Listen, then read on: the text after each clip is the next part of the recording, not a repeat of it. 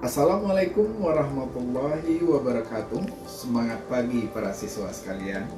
Jumpa lagi dengan video pembelajaran Seni Budaya kelas 12. Pada pertemuan kali ini kita akan membicarakan tentang seni teater dengan submateri konsep pergelaran teater. Baik, para siswa,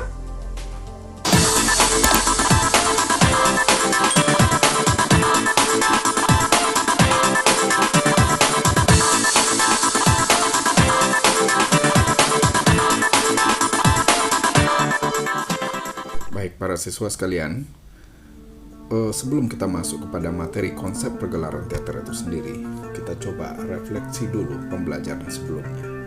Belajar teater adalah belajar tentang diri sendiri. Belajar teater adalah belajar empati.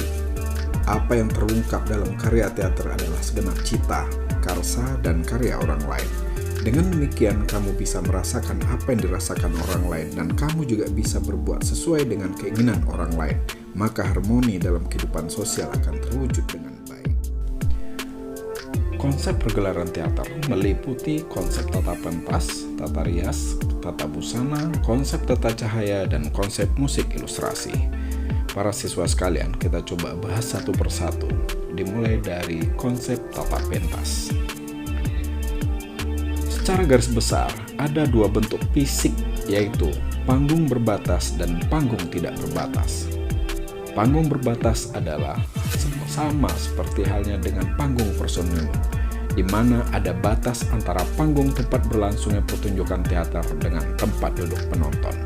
Biasanya panggung ini digunakan oleh pekarya-pekarya teater modern dan teater kontemporer.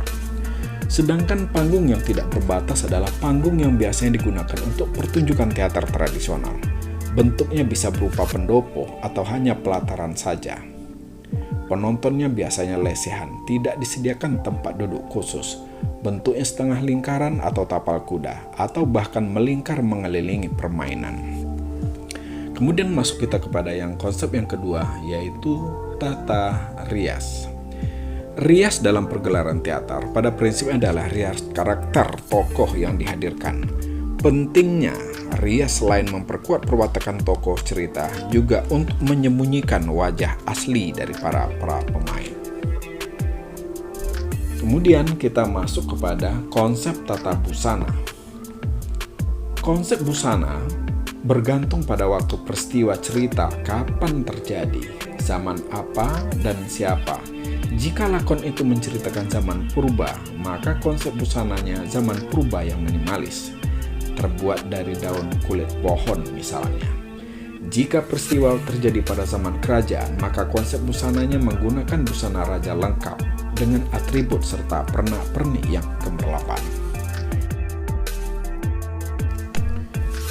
Konsep berikutnya adalah konsep tata cahaya. Fungsi dasar cahaya dalam pagelaran teater adalah menerangi peristiwa panggung agar nampak di penglihatan para penontonnya. Cahaya sebagai penerangan adalah fungsi primer, sedangkan fungsi sekundernya adalah memberi efek atau memberi nuansa, memperkuat, memperlemah, menonjolkan atau menyembunyikan, bahkan memperkuat suasana dalam adegan itu sendiri. Para siswa sekalian, pada konsep yang terakhir adalah konsep musik ilustrasi. Musik sebagai salah satu media ungkap dalam pergelaran teater. Musik senantiasa hadir dalam setiap pertunjukan teater. Oleh karena itu, perlu konsep tataan yang sangat penting agar musik tidak sekedar berbunyi, melainkan kekuatan yang menyertai pagelaran teater.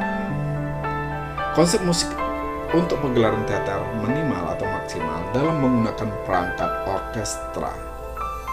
Kehadiran musik yang terpenting bukan kuantitasnya para siswa sekalian, melainkan kualitas dan intensitasnya yang luruh mendukung adegan demi adegan dalam sebuah struktur pagelaran teater.